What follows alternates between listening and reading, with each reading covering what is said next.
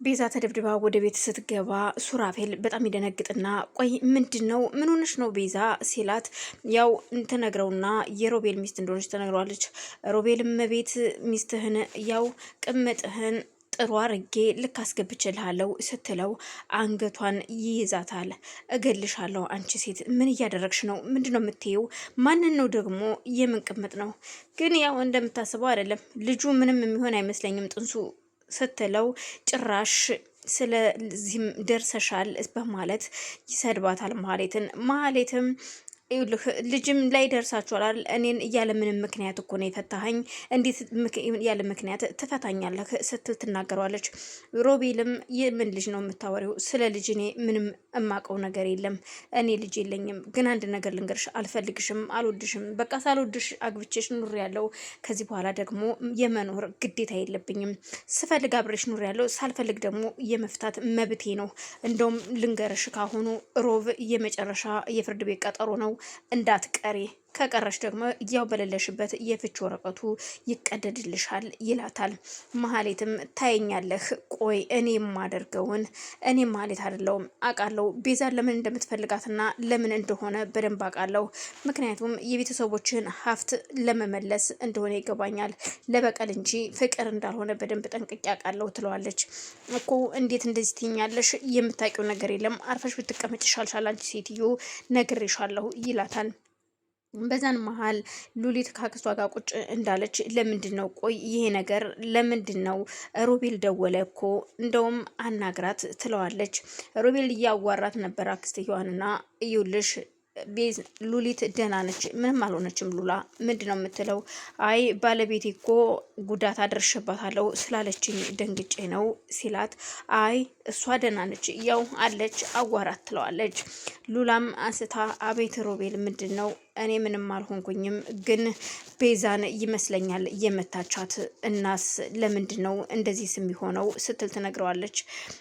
ከዛም በቃ እሺ ቻው ዝጊው በኋላ እንገናኛለን ደውልልሻለሁ ይልና ሮቤልም ስልኩን ይዘጋዋል። እናም ሁሉም ነገር ግራ ተጋብታ አክስትየዋም ቆይ አልገባኝም ምንድነው እየተካሄደ ያለው ስትላት፣ አይ ምንም አይደለም አላቅም፣ ምናልባት ቤዛን መስያት ቤዛን መታት ሊሆን ይችላል እንጂ እኔ ጋር አልተገናኘንም፣ እኔ እኮ ከቤት አልወጣሁም ትላታለች ለአክስቷ። አክስትየዋም መፍረቷ አይቀርምና ወደ መኝታ ክፍሏ እንደሄደች ሳሚና ሱራፌል በመኪና ሆነው ስልክ መደወልና ከቤዛ ጋር ተነጋግረው ስለነበረ ያው ሉላም ማገዝ እንዳለባት አስክሬኑ እነ ያክስትየው ሽንት ቤት ውስጥ እንዲያደርጉት እና እንድታግዛት ነግሯት ነበር። ሉላም እኔን ከዚህ ጭንቀት የሚያወጣኝ ከሆነ ምን አስጨንቆኝ አግዛችኋለሁ ስላለቻቸው አስክሬኑን ወስደው እሷ በተኛችበት ሽንት ቤት አስገብተውላት ነበር። ሳሚም ድምፁን ይቀይርና ለሉላ አክስት ይደውልላታል። ታነሳውና እዩልሽ አሁን ብር እንደተዘረፈ ዜና ላይ ሰምተሻል። እናም ከጓደኞቻችን ውስጥ እኔም አንደኛው ነበርኩኝ የተሳተፍኩት። እናም በትልቅ ኪስ ውስጥ ብር አለ፣ ከ4 ሚሊዮን ብር በላይ ይበልጣል። በጣም ብዙ ብር ነው፣ በሚሊዮን የሚቆጠር ገንዘብ ነው። እና ከነ ቦርሳው የት እንደተጣለ አላቅም። እኔ አሁን አምልጭህ ነው፣ ጓደኞቼ ሁሉ ሳይያዙ አልቀሩም ይላታል ድምፁን ቀይሩ። አልገባኝም ምን እያወራህ እንደሆነ ምንድነው የምትለው ስትለውም፣ እባክሽን አሁን ላገኝሽ እፈልጋለሁ አንቺን እና እንድንገናኝ ሲላት፣ ቆይ አንተ ሰክረሃል ወይስ በእንቅልፍ ልብን የደወልከው? የማን ነው ሰካራም ስትል አክስትም ስልኩን ትዘጋዋለች። ሳሚም ስልኩን ዘጋችው። አይገርምህም ይቺ እየተረገመች ሲል፣ ቆይ መልሰን እንደውልላታለን ይላል። በዛን መሀል ሉላ ወደ አክስቷ ሽንት ቤት ስትገባ ሬሳ ሽንት ቤት ውስጥ እንዳለ ስታይ ለማስመሰል ትጮኻለች። አክስቴ እናይ ምንድነው የተፈጠረው ስትላት፣ አክስትም ተነስታ ወደዛ ስትሄድ ምንድነው ትላታለች። አላቅም እዚህ መጸዳጃ ክፍል እኔ አሁን ስገባ የሆነ ነገር ተጋድሞ አየሁኝ ስትል እየጮኸች ትሄዳለች። አክስትየዋም ነይ ቆይ ምንድነው በዚህ ሰዓት እንደምጮኸው እንዴት አልተኛሽም ስትላት፣ አይ ሽንቴን ለመሽናት ወደዚህ ክፍል መጥቼ ነበር ትላታለች። ሰላም ውድና የተከበራችሁ የመቅድ ቤተሰቦች እንዴት ናችሁ? ሰላም ናችሁ ወይ? ያለው እግዚአብሔር ይመስገን ደህና ነኝ። በያላችሁበት ሰላማችሁ ይብዛልኝ። ይህን ቪዲዮ የምትከታተሉ ላይክ፣ ሼር፣ ሰብስክራይብ ያደርጋችሁ የምታበረታቱኝ ከልብ አመሰግናለሁ። አሁንም የሚደርሳችሁ ላይክ ሼር ሰብስክራይብ እያደረጋችሁ እንድታበረታቱኝ ስል በአክብሮት እጠይቃለሁ። ሀሳብ አስተያየታችሁን በኮሜንት እንድታሳውቁኝ ስል ከልብ አመሰግናለሁ። እናም በዛ መሀል ቤዛ ተጨንቃለች። ምክንያቱም ቤዛ ይህ ነገር ይሆናል አይሆንም እንዳትነቃና ይቺ ሴት ምክንያቱም ከነቃች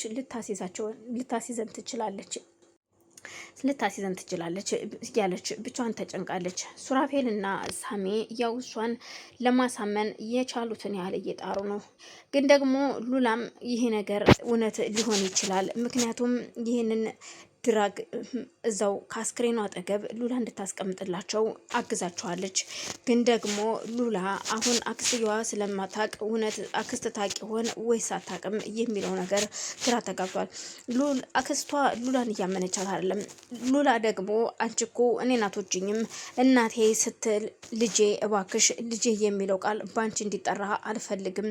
በጣም ነው የሚሰቀጥጠው። ጭራሽ አንቺን እኔ እንዴት እንደሆነ አላቅም። እኔ እኮ አንቺን የማቅሽ ይመስለኝ ነበር እስከዛሬ። ስለዚህ አታቂኝም ማለት ነው። እኔም አላቅሽም እኮ አይገርምም? ብታቂኝና የእውነት ያሳደግሽኝ ልጅሽማ ብሆን ኑሮ ከጡረታሽ የእውነት እዚሁ ያንቺን ሁሉን ነገር መካፈል እንድችል ታስገቢኝ ነበረ። ከስም እንኳን ታስገቢኝ ነበር ከንብረትሽ።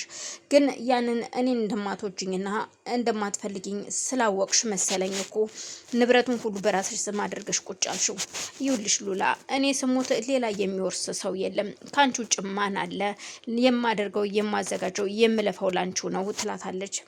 ለእኔም አይደለም ለራስሽ ነው እንጂ እያመቻቸሻለሽ። ቆይ ምንድን ነው የምትይኝ አንቺ ልጅ? አራበሽም እየበላሽ ነው፣ አልጠማሽም እየጠጣሽ ነው። የምትለብሽው እየፈለግሽውን የምታደርግበት ገንዘብ እንደሆነ አላጣሽም።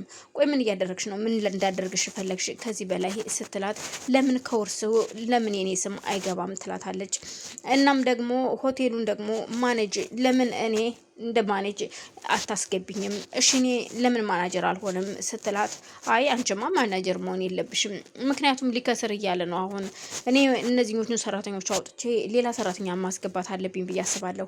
እናስ ምን ትያለሽ ስትላት፣ እኔ የማውቀው ነገር የለም፣ ግን ደግሞ የተረገመ ሮቤል ደግሞ ቤቱንም ሁሉንም ነገር ልሽጥ ልግዛሽና አንቺ ሌላ ቦታ ግዢ እያለኝ ነው። እናስ ታዲያ ስለዚህ ቤዛ ይውልሽ ሮቤልና ይቺ የተረገመች አክስቴ የሆነ ነገር ሳያስቡ አይቀርም።